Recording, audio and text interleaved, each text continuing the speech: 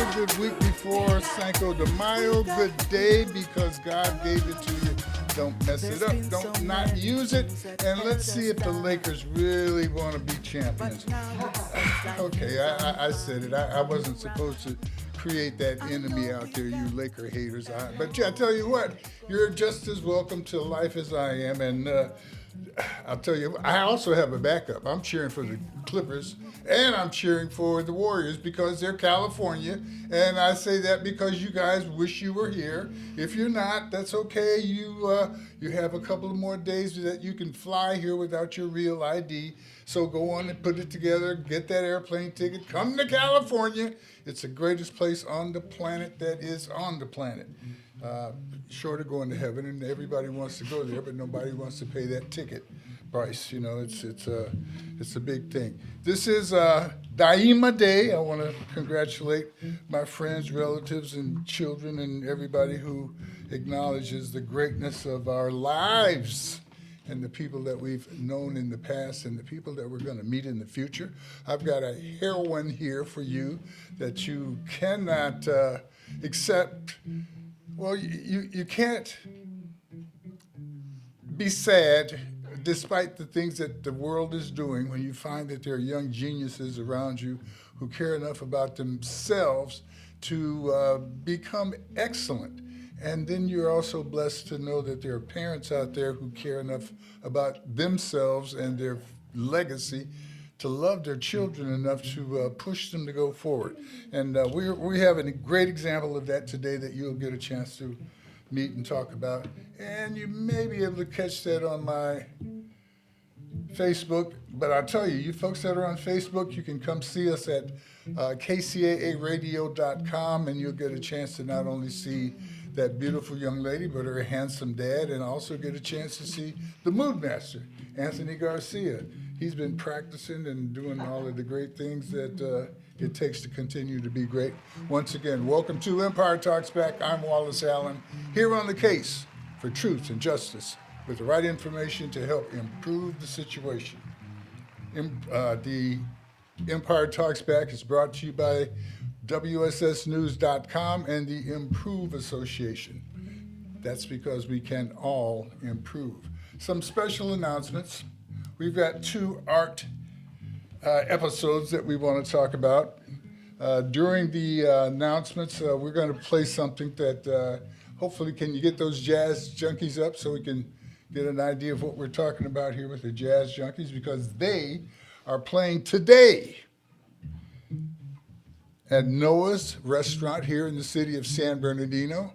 You don't want to miss that. These gentlemen are playing at 863 North D Street in the city of San Bernardino. You can call for reservations, and that's recommended, 909-301-3315. No cover charge, but the music is great. It's going to be great, and you don't want to miss it. No cover charge. Beautiful, full bar. The food is great there at Noah's. Starts at 4 o'clock, and you can miss it. You miss a lot of great things in life. You didn't, you weren't all at my birthday party, so you missed some great things. It's okay. Life goes on. But you do want to go out and support your musical interests and your fantasies of art. And speaking of art, that's Mr. Art Hernandez, one of the leader of the Jazz Junkies. The other art episode is an art experience titled Broken. That takes place today at 3 p.m. at the Riverside Civil Rights Institute in the Bank of America Diversity Center, 3933 Mission Inn Avenue, Suite 102 in Riverside. The doors open at 2:30 p.m. Broken is a unique experience that blends music, spoken word, storytelling, and the powerful symbolism of a broken chair to explore and explain how we heal emotionally, mentally, and spiritually. Folks, we all have pieces of us that are scattered around in our history. Some of those pieces are gems that we need to reclaim, polish up, and move forward with. And some of those things we need to leave back there in the desert that we found them in. So understanding our mental health and understanding that we have to work with each other is really, really important. So don't want to miss that opportunity if you have a chance. And also, celebrating legendary world champion bull rider Charlie Sampson is the Charlie Sampson Open Rodeo on Saturday, June 28th at the George Ingalls Equestrian Center, 3737 Crestview Drive in Norco, California. The gates open at 4 o'clock. And for more information regarding participating, you might be a bull rider, you might be a bull tosser, you might be a bull whatever. But the tickets and information go to charliesampsonrodeo.com. That's Charlie with a L-I-E, Charlie, not Charlie with a Y. charliesampsonrodeo.com. The Improve Association is proud to sponsor those previous announcements, and we are glad to have our in-studio guest today, 10-year-old young lady from San Bernardino, California, set to make Crafton Hills College history this May when she becomes the youngest ever to graduate from the Yucaipa-based community college. Elisa Perales. Did I say it right? Okay, compliment me in the microphone. Say, yeah, you said it right, old man. You got those lips working like they should. And she's just turned 11. Well, she will have turned. When's your birthday? Next Wednesday. Next Wednesday? What date is that? April 30th. April 30th. Oh, this coming Wednesday. Very good. April 30th. And she will be 11 at that time and 11 at the time of the ceremony. And as she crosses the stage, she'll be getting not one, but 2 associate degrees, one in multiple sciences and another in mathematics, joining hundreds of other graduates who will become Crafton Hills alumni. Her final GPA, grade point average, will be close to 4.0. Alicia is with her father, Raphael. Raphael, how are you? Doing great. Thanks for having us here. No, yeah, you guys are doing great things.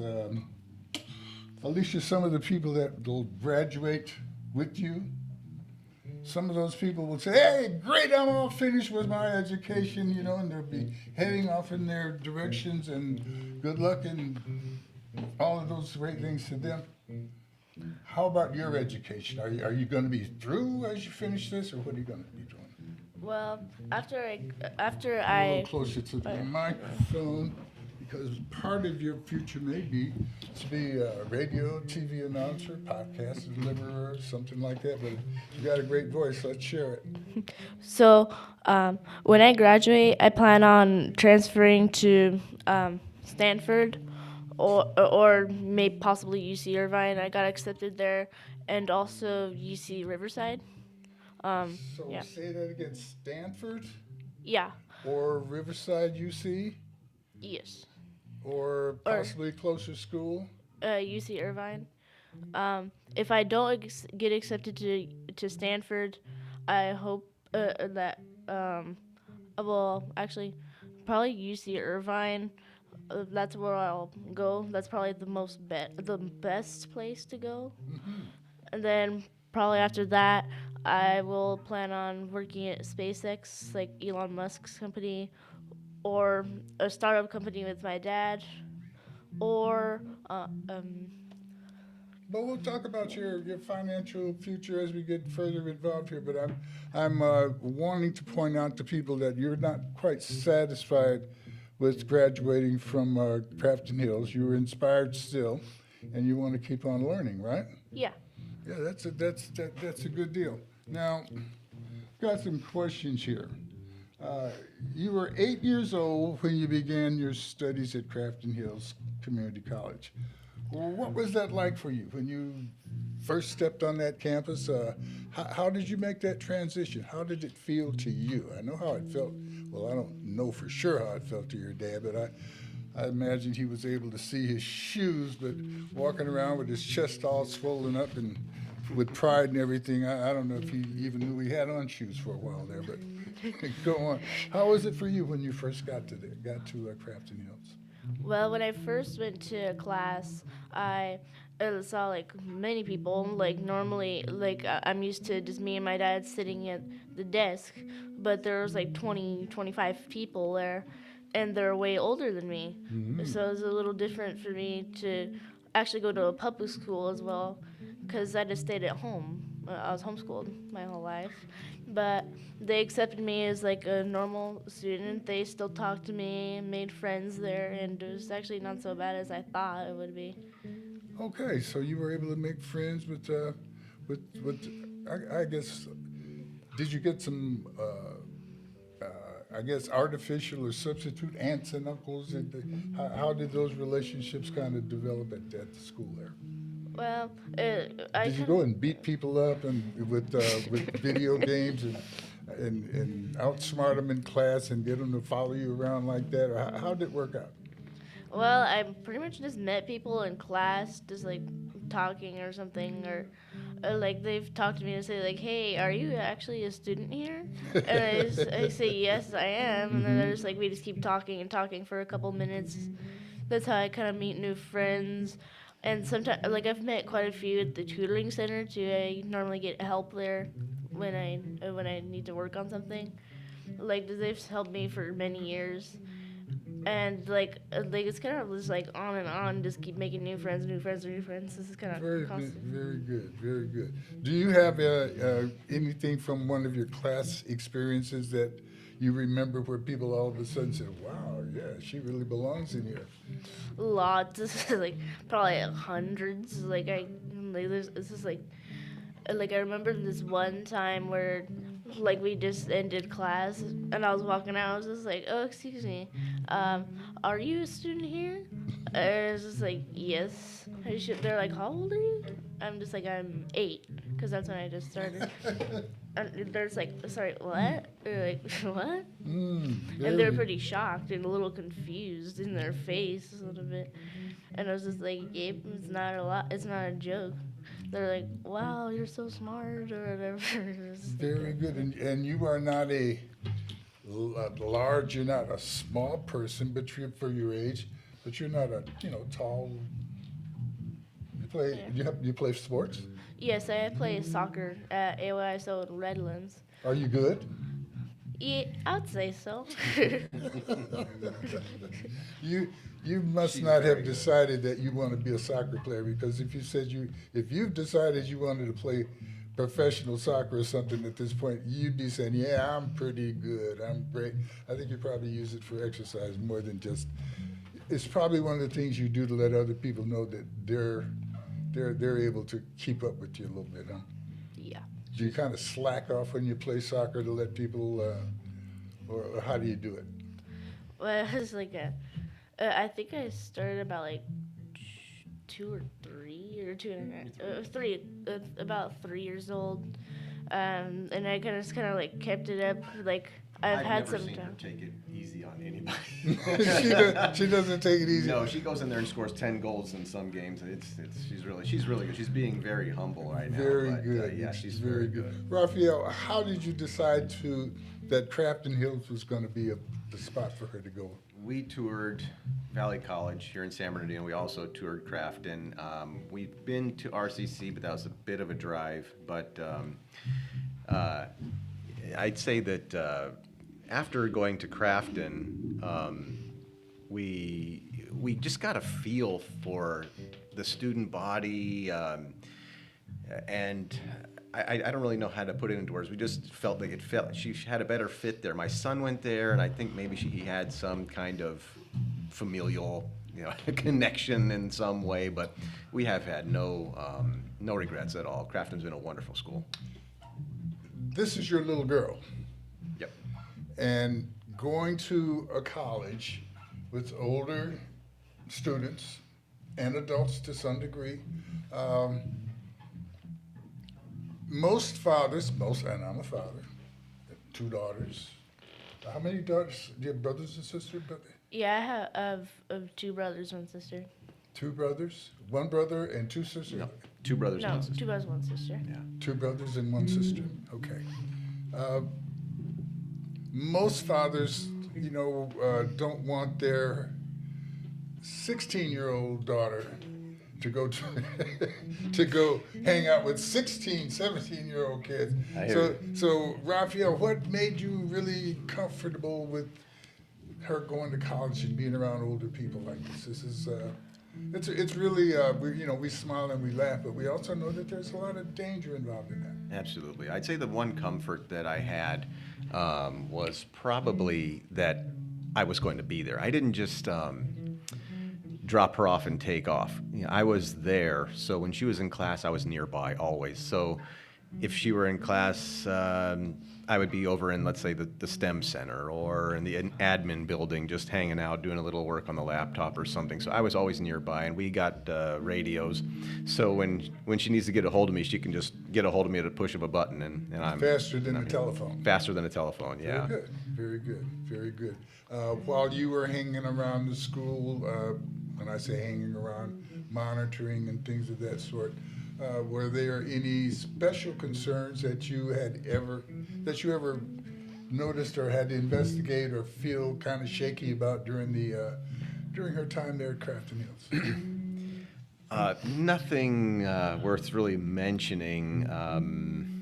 There was one time when I kind of might have overreacted, been a little too suspicious when I saw somebody dressed in a kind of like all black and head into the bathroom with an instrument case, and I happened to be also using the restroom, going to the restroom at that time. Mm-hmm. I was walked in and heard a lot of metal clanking around, and with all these school shootings and things going on in the news, I really kind of ears perked up and Right. just thought to myself, oh man, am I going to have to get into it right here before anything big happens? But it ends up he was just changing clothes and doing things that normally anybody would do, so it was unfounded. But But you sound like you were prepared to turn into Superman. I absolutely, as any father would, I was Yes. ready to give it all up.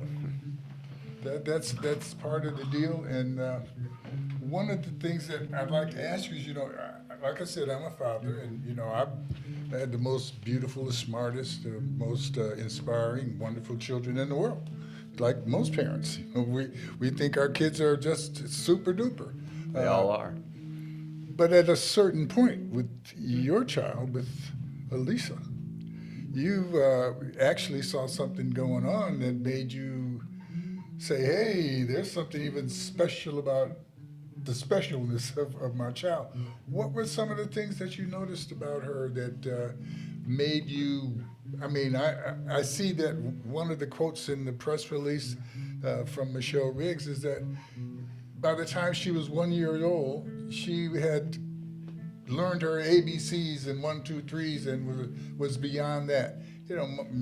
Most kids are not even talking at 1 year old. So how did you see this? What was coming out? How did it show itself? Just progression, just the natural progression of things, I would say. We began with, just like every other school really would, with the ABCs and 1, 2, 3s, and I guess it's just ability. She had the ability to continue grasping the material and moving on. So she was reading by 2, and that was really proof in the pudding that she was able to grasp the material and move on, and we just kept progressing. So we've gone from sounding out letters to reading words to reading books to moving on to math, addition, subtraction, multiplication, division, and so on. And then she was doing algebra by 5 and geometry at 5, and just progressed How on and on. did you feel about this, Lisa? Do you remember math? 1, 2, 3, ABC. Do you remember those transitions? How early is your memory about learning? Well, I remember back when we first started learning, we used to go to our little plastic desk, with all the books and pencils stored in a little space. You had a there. desk? Yeah, How old were you? Do you remember? just 1.5. You had a desk at one. Okay, very good. I'm not going to ask when you learned to go to the potty, but I'll tell you, that's probably one of the first things that most parents are really, really concerned about is, trying to get you to to handle that part by yourself. But at 1 year old, you're reading, and, counting and recognizing ABCs and going to your desk. Yeah. Where is that desk? Do you still have it?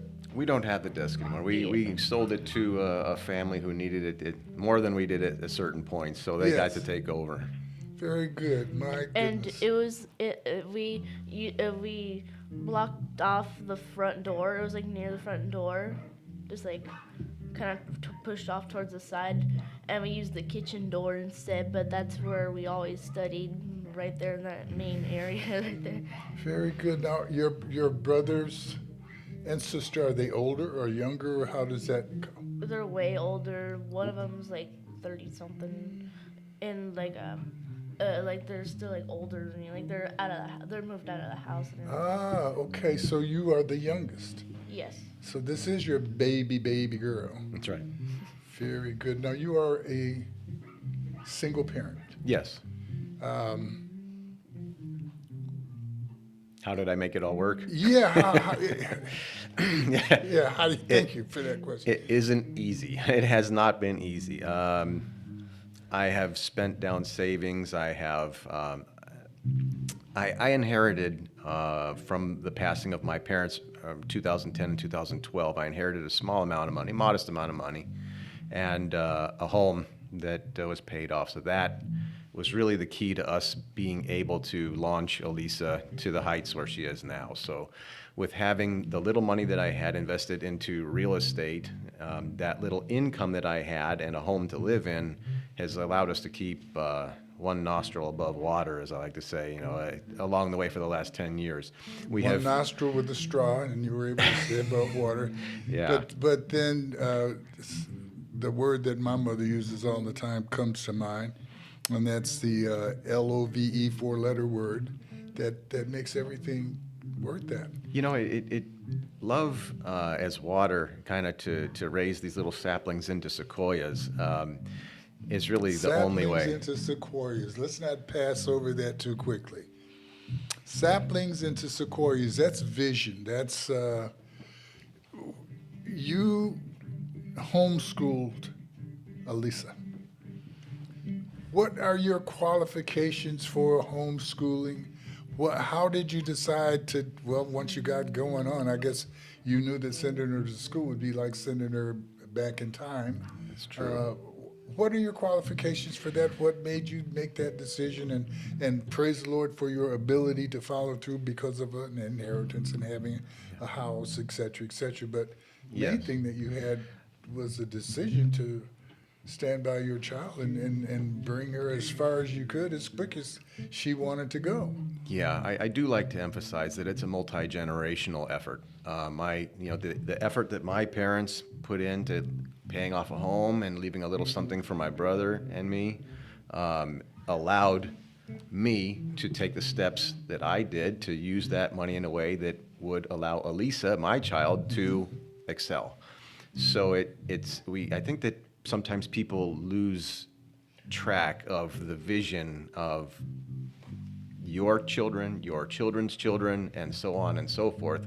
And everything you do now echoes into the future to assist them. So it definitely is our children standing on our shoulders, our grandchildren on their shoulders, and so on and so forth. So as far as my qualifications, I have a degree, also a bachelor's degree. I have a Juris Doctorate degree. I'm an attorney by profession. But I was not really able to practice too much, being that I passed the bar exam around the time she was born. Okay. So I kind of shelved the attorney thing and have taken care of Elisa full-time, double full-time, I should say. Being a homeschooling parent and taking care of a home is absolutely a double full-time job, and it's every day. There are no days off. Well, I'm blessed to know a few attorneys, and I'll say in general about most of them that they're not qualified to teach their kids algebra and trigonometry and all those other mathematical things you're talking about. And not because they wouldn't want to, but they would not And me normally either. have that That's right. educational base to do it. That's correct. When she got to the point, and that's really where she went to college. I had to go to college. I couldn't take her any farther. She had gotten to the point where I could no longer teach her. I only got as far as pre-calculus, and she was she needed to go on to trig and things. I took trig. I did terribly in that class. I couldn't teach it. So it was time for her. She just passed everything that I was able to do. So it was time to move on at 8, which is really, I guess, the impressive part of it. You've got some things to say about that. I saw you lean toward the microphone. What do you want to add to that, Miss Elisa? Well, I mean, learning the math and learning the math and getting tested in it and getting proficient in it and getting to the point where when you asked Dad for help, he was sending you somewhere else. Did you kind of recognize that, wow, something else is getting ready to happen here? well, I realized that, and he has told me that I think I've pretty much passed him in the math level. Like, I already finished calculus 3, and he was like to the point where like he could no longer help me when I add questions. But that was at calculus? That's good. That's good. Most of us parents kind of, when they change the word from arithmetic to math, the parents usually drop out. And Oh, her math is not like our math. Like how you would picture math is not her math. Her math is Greek symbols and a couple numbers in there and a lot of lines and things. Formulas and things yeah, of that it's sort. not comprehensible really by average layperson at all. Does it seem useful to you as you work with your math? Do you see a future use for applying these things that you're learning? Well, it's possible that some of it could apply to maybe quantum physics or something. Oh, in yeah, that, I know all or about something that like stuff. that. I haven't figured it out yet, but I'd say that it's not useless. That's for sure. Like you could probably figure out something in that range, like you could figure out stuff with it With physics and so in on. physics and forth. math. And, With the realm of science, and I won't say peaking because it keeps on climbing, I'm astounded by the idea that we can see an asteroid. First of all, I'm astounded by the concept of a light year, and the fact that they're telling me that there's potential life on a planet that's a couple billion light years away. How does that kind of information affect you? How do you feel about those kind of things? Is it challenging to you? Is it inviting to you to think about it? I mean, a light year. I mean, can you explain to us what a light year is?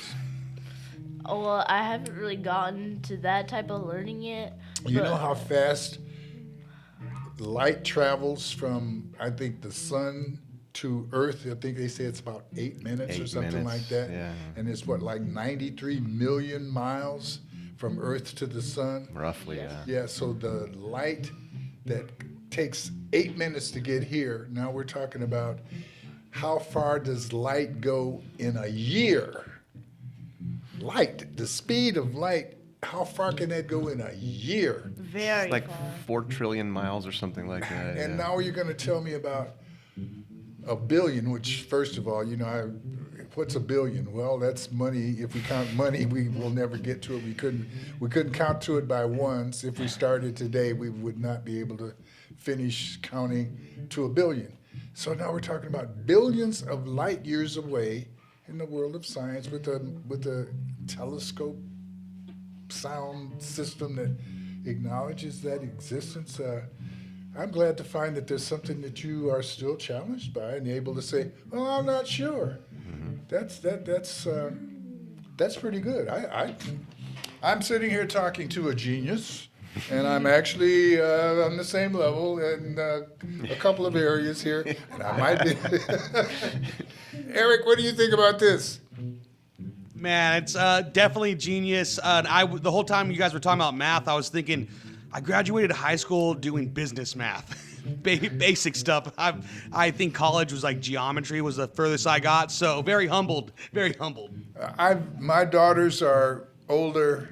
My youngest daughter has 2 daughters that are younger, and I'm kind of staying up and saying, well, maybe I should be, leaning a little more involved here. Does she make you, and does Raphael make you kind of feel a little inadequate or inspired or what? Definitely inspired because I have a 10-year-old daughter, so it's just so I get stoked seeing this and hearing all that. It's awesome to hear, and I can't wait to go home from work and tell my daughter, be like, "Yo, I just met a genius that was 11 that graduated college or is graduating college." Yes, yes, yes. Well, that's my intention, is to inspire people to realize that, there are things that we can do based on our affection and our love and our experience, and actually push people to go way further than we were or are or even anticipate that they could do. I'm just overwhelmed with your potential. Uh, I would just say that for parents who are considering homeschooling, I've had a couple guys say to me, I couldn't have done what you did. I don't have the patience. And it does require a lot of patience. I told them that you would find deep down in you that patience that's required. You'll find it. Don't be afraid. It takes a lot of love and a lot of patience. So just remember those two things, and just always shower them with lots of love and patience, and they'll do fine, and they'll react to it and trust you and trust that you're a safe person to be around and that you're going to love them no matter what, and that will allow them to bloom like a flower and be everything and let their colors shine. I think every parent, whether they acknowledge it or realize it, they are homeschooling. And what are they teaching their child at home? And sometimes we don't realize the weights that we hang around our children's neck in terms of, what we know or what we think we know, or the lack of emphasis and encouragement that we give the children based on, the drudgery that we've gone through for our day. Alicia, tell us how loved you feel. Now, we're using that word, but what does that mean to you? Well, I feel very loved. My dad gave me like lots of love for my whole life, and I've had like my brother around, and I like when he comes by too. It's just like I love that feeling of love. Being cared for and cared about. Yeah. Very good. And have you seen your dad look at some of these guys that are looking at you? Have you noticed the look in your dad's eye that, when you look away, that look he's giving those guys to let them know they better look the other way? Or That hasn't happened yet. I know it's coming. This isn't the end of the road. We've got farther to go. Oh yeah, you're going to see a degree of love and affection and caring about you that you just, wow, I didn't know it was like that. I tell you, that's going to be good. Raphael, what do you mean when you say that Alicia has always been a little different? Can you give us an example of what you've noticed or when you noticed something that was different, especially since you've had 3 other children to observe, that I'm sure you gave as much love as you give to her as you gave to them? Maybe it's not. You learn as you go. That's for sure. My oldest Absolutely. certainly has got different treatment from my youngest. The middle children get different Yes. treatment and stuff like that. We parents are human beings, just like we were once the children. So we're constantly learning as children, and we're just big kids. And yeah, I wish that I would have been able to homeschool my son, my oldest. And I think that the time, it's just the time of my life, I wasn't in a place when I could do that, not financially, and it was just not possible. I had to go and try to work and make things happen. So with Elisa, of course, she's had an opportunity for me to pay much more attention to her, to be there. I made the sacrifices, of course, of not working and making money as an attorney in order to exchange that for time and attention to my daughter. And I have absolutely no regrets, and she's just flourished from that. So I'd say that she's just seemed special and capable ever since she was young. She's just taken off, just like a young flower, just shoot out of the ground and just become everything that she can. Well, there's something that we can all be encouraged about in terms of not just Elisa's future, but her past. Elisa, I understand that you filed a lawsuit against the state of California and the federal government. You want to tell us what that was about? I mean, you filed it. I didn't know your dad was a lawyer at the time, but I'm sure he's learned a few things as a result of watching your angle of perception on the law. So tell us about your lawsuit that you filed and lean in there and give us that's good, right there. Okay. Well, first I was taking a political science class, and we were studying like the Constitution and the amendments.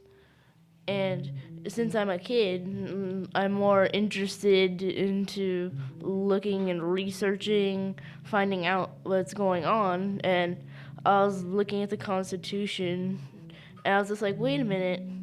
If I'm in here in this political science class with all these like 18-year-olds, 20-year-olds, why am I not able to vote? I'm in college with them, and I went in the car. When I was done with the class, and I was explaining to my dad like this doesn't make any sense. Like, and they're using age as a discrimination. Instead of, I'm going to be quiet. Keep going. Because, voting is a fundamental right, and the rights that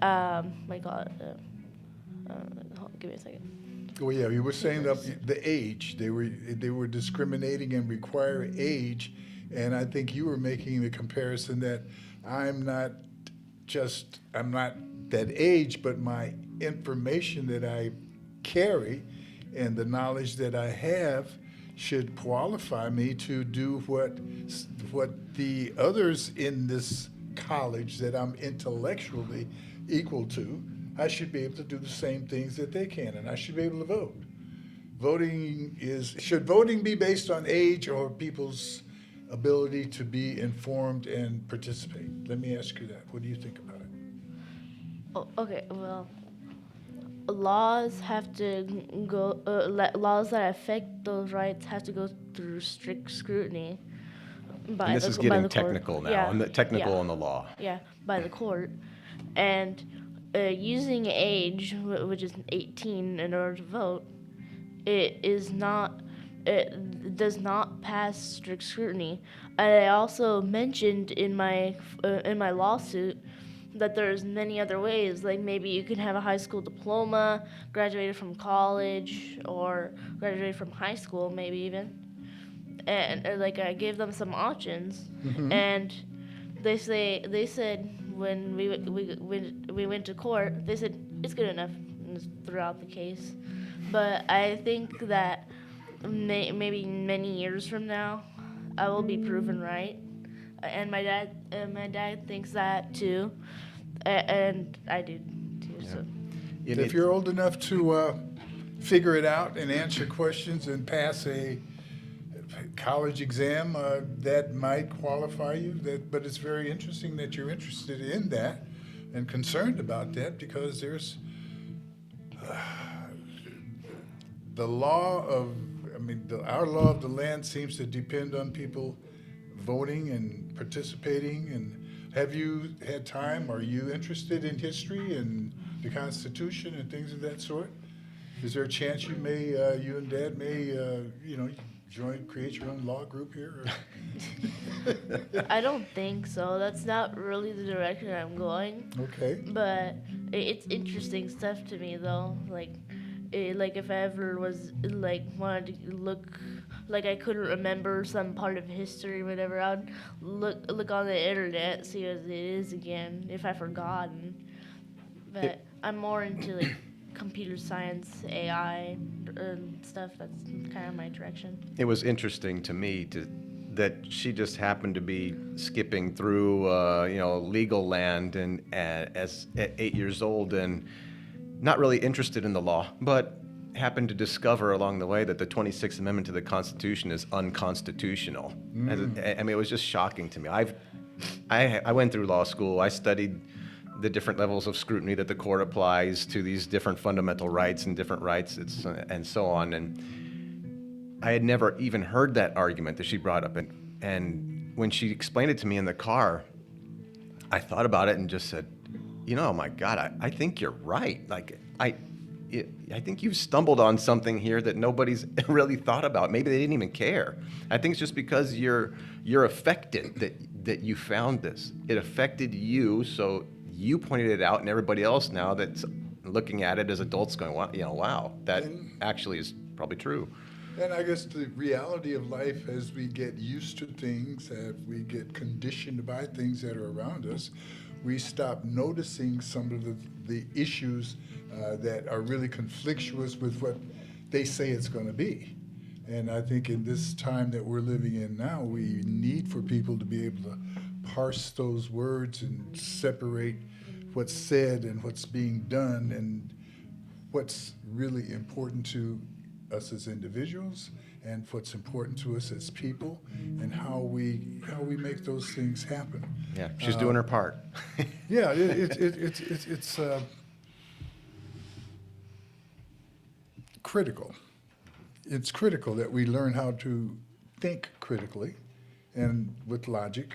And This song is called Song for My Children, dedicated to you, young lady. I wrote it for my kids years ago. It's called Song for My Children. Song for My Children. Anthony he's going to alter his playing today. Anthony, say it again. You were not in the mic. This young genius, this song is dedicated to you. It's called Song for My Children. I wrote for my children years ago. God bless you. The world's a better place with you around. And the world's a better place because of her. What do you anticipate doing? Well, no, you spoke about computers. That was very interesting to me. You spoke about computers. You speak about going on the internet for information, and you're at the same time, I know that you are a critical thinker. How much do you trust the internet? I mean, like, it's like depends on the websites, because some websites it's just like XZD, but like I don't trust those websites. But some websites I do trust, but I do trust the internet, like Wikipedia or something like that.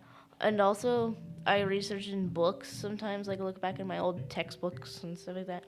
Also, like I've made some essays about history that I could look back and review some of history or what do you call it, like computer science or coding, and all different types. I can look back and see how to do it.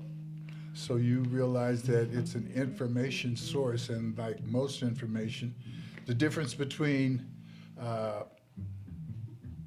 essays, people that write essays, and people who do mathematical problems. One of them is totally based on verifiable, acceptable facts, and the other one is based on challenging what has been a traditional in thought. And one of those tends to be based on trying to convince you, and the other one tends to be there to inform you with what we've all agreed to. That's math. That's really a solid science. And computers and AI, and I understand that I see that you've got some interest in using AI. How do you keep those things separated? Or how do you skin the cat, I guess, as old folks would say, in determining what's a good internet site and what's not a good internet site? I think you'll have no problem with figuring out your mathematical issues, but when people talk about current events, are you dependent on what type of information from the internet? Where do you believe what you see there right away, or do you feel more in requirement to investigate, or what? Sorry, like I'm trying. And with your background, your dad's law background, I would think that you'd be excited about researching and comparing arguments anyway. Am I right or wrong on that? How do we? Yeah, I do encourage her to look into different sources, because like you said, the web is full of all kinds of people's opinions, and sometimes they state the facts which are incorrect. I mean, you even see that on some of the largest news networks. You see that they state mistruths or intentionally misrepresent sometimes. It's just a little shocking. So it is very difficult to know who to trust. Right. And we don't want to just ask questions here. We also want to be solutionary and as much as possible plant our seeds. One of them is that just the internet is like people. There are going to be people out here that can give you good advice and give you good solid information. There are going to be people that are so full of it that they should be growing a garden with their words. But our obligation is to not just listen and talk to people who agree with us, because that just feeds the same old, and which is good. But at the same time, you want to be challenging to yourself by looking at information that you don't necessarily agree with and see why you don't agree with it, and maybe you should agree with it. And same thing about things that you agree with. Should I continue to agree with these things when I see what the effect is in real life? I think you bring up an important point there, because half of the coin is wisdom. Her education is one half. That's one side of the coin. But we have a lot of discussions outside of the pedagogical aspect of school that wisdom is imparted, I think, as well. I try to share my experience over the years with her so that she's not only educated but wise and knows how to use that education. Because if you only have the education part but don't know how to use it, it's not particularly as useful as it could have been. So we talk about, like you said, the different opinions, the facts supporting those arguments. And we're always working on that piece by piece. That's a long road. It takes many years to become wise, even when you're feeding it to somebody on a daily basis 50 times a day, which we do. And probably I would say there's at least 50 conversations a day that we have where I'm just sharing wisdom also, and just what's going on, and this is the thoughts and the processes going on, and the arguments and the issues. So yeah, that's an important part. When you're super special, there are going to be people who encourage you, and there are going to be people who hate you. And sometimes you want to be liked and continue to be loved enough to kind of fake it a little bit, to let up on the competition on the soccer field. Same way that Dad says you don't, that he hasn't noticed it, but once again, he does. Your drive is inside, it's internal. And you may at some point feel obligated to take it easy on someone else or kind of back off so that you'll be quote unquote normal. You are advancing so quickly at the education level that at some point you may feel that you missed something. And you probably did. You missed getting a chance to go be stupid with. And most dads and moms want their children to skip that aspect of it. You hopefully will skip the aspect of just rebelling. But then again, we know human nature. And I hope, dads, you're going to be ready for that part. You may decide that instead of looking at and paying attention to some sensible, logical, nice person like your dad, that you want some idiot guy that you can. So it's not going to be easy, and I'm saying that to you because it hasn't been easy. You've been challenged, and you've taken that challenge well. And I'm very, very proud to sit here next to you, knowing that I'm possibly sitting next to someone who's going to change the world noticeably. You know, and that's critical to me. And if I have this chance, I just want to say to you, you know, accept that responsibility. And, you know, you are going to be pushed in the direction of normalcy, but what's normal? Okay, and just remember that, and it's a blessing to be around you. Give you 30 seconds to say anything that you want to say that we need to hear before we leave. This is the quickest hour on radio. I had no idea it was almost time to go. I just want to say that if you are an adult or parent out there, when you have kids or if you have kids, I would say the best idea is to homeschool them and show lots of love, and hopefully they'll be successful just like me someday. Excellent. Raphael? I, as a parent, have just really kind of shaken things up. We're in kind of uncharted territory here, obviously, and like you said, there could be a rebellious stage or things coming up, but I really don't know. We'll have to see. There really isn't any parent to rebel against with me. I support her whichever direction she goes. So if she tells me she wants to go one way, who am I to? She's probably smarter than I am.